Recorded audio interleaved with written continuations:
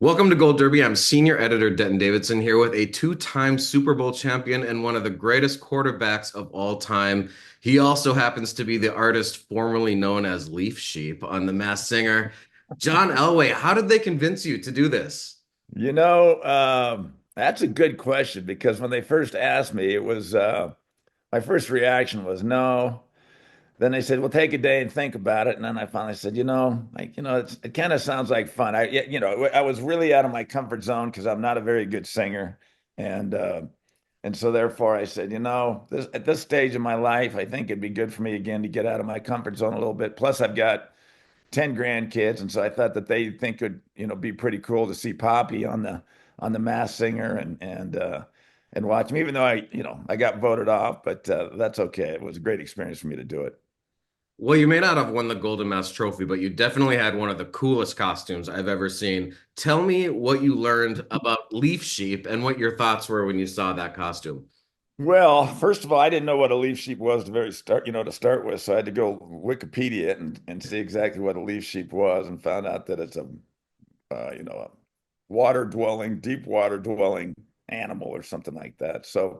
But then when I saw the costume, it was complicated because I was inside and had to drive it. It wasn't something I'd be walking. I had to drive it. So that complicated things too, because not being a very good singer, not being very good with words, I had to get the words down, but then also drive the costume out there and then shake it as much as I could to give it some personality. So there was a lot going on, and I think that probably helped me with not thinking exactly what was I was doing as far as singing because I had so many different things going on and plus I couldn't see the audience when I was in there, and so Yeah. I think that all made it easier.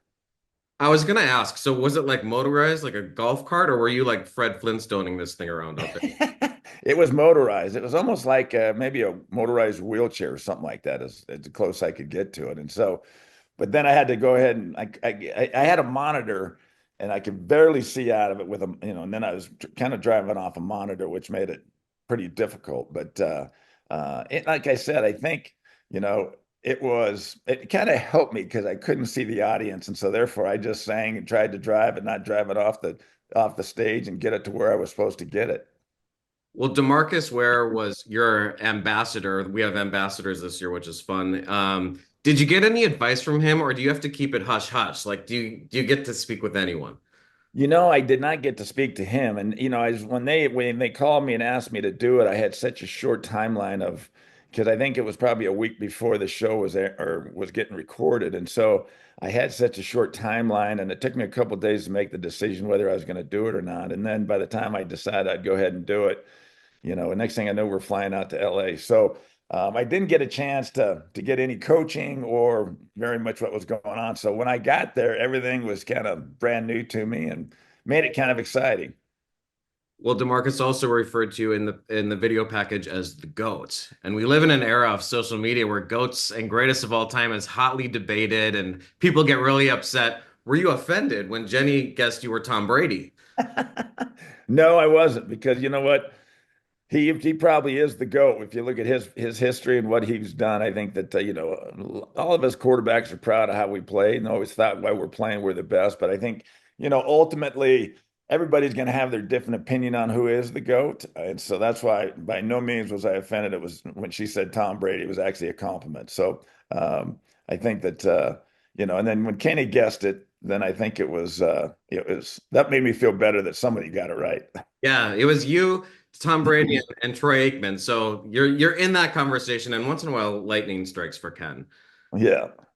You know, Um, the funny thing is, it's amazing how many times people think I'm Troy Aikman anyway. So I said it did not surprise me when I heard, the name Troy Aikman come out of his mouth. So uh, it was, so many times I've been with Troy, and I said, "Do you ever get mistaken for being me?" And he said, "Like all the time." So I said, so when Troy Aikman came out of I can't remember who said Troy, but it did not surprise me that Troy was a comparison. and you sang "I Like It, I Love It" by Tim McGraw. Is that a song in your wheelhouse? Are you a country fan, or what? How did you pick that?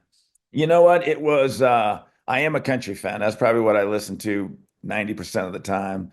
maybe some 80s stuff back from the 80s, but I'm a country western, and I'm a Tim McGraw fan too. So, and then when they sent me that song and suggested that song, I was excited about it because I thought it was good. It was a relatively easy song to sing, and I didn't have a lot of different octaves, which was good. Maybe, Tim has a lot more than I do, but it felt like that was going to be the easiest song for me to sing, so it worked out great. Do you get nervous doing something like that, or is it pretty hard to be nervous after you've been in five Super Bowls? I think I was nervous because it was not something I had, as far as when it comes to singing, I don't have a lot of confidence in my voice. And so therefore, I think nerves come from lack of confidence. And so that's probably why I was nervous because, like I said, being out of my comfort zone, having played football, a heck of a lot more confidence while I was playing football. And so this one, because it was not something I was real comfortable with, got me out of that comfort zone and did make me nervous. And we talked about goats. When you were growing up, who was your goat? Like, who was the football player for you that you aspired to be?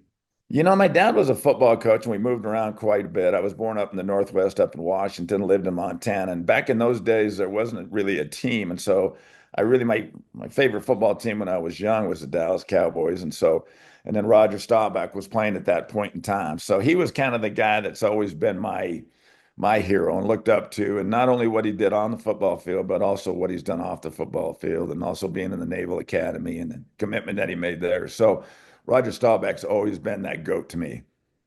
And you might not like thinking about this, but I find it inspirational and interesting. You lost three Super Bowls and then you won two back to back. Can you explain what it feels? Try to explain how that feels like losing the third one and how you come back from that mentally, because I think that's a great lesson for anyone in sports or life in general.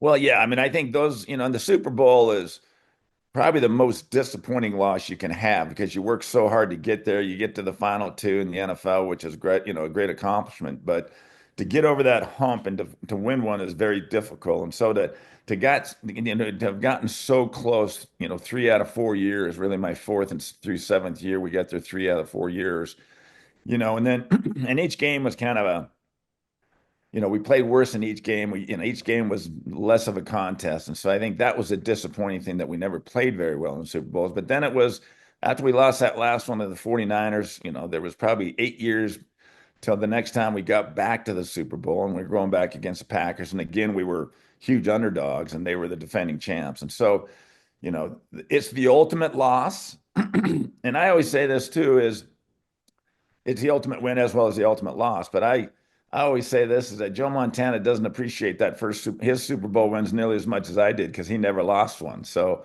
to win that one in Super Bowl 32, excuse me, against the Packers, it was the ultimate win and plus something. I was 37 years old, and that would have been my goal my whole life was to be able to win that Super Bowl. So I think that, the monkey off your back, but the feeling of winning that one took all the negative feelings you had about losing the other ones because I think it added to the joy, of finally getting over the hump and winning a championship.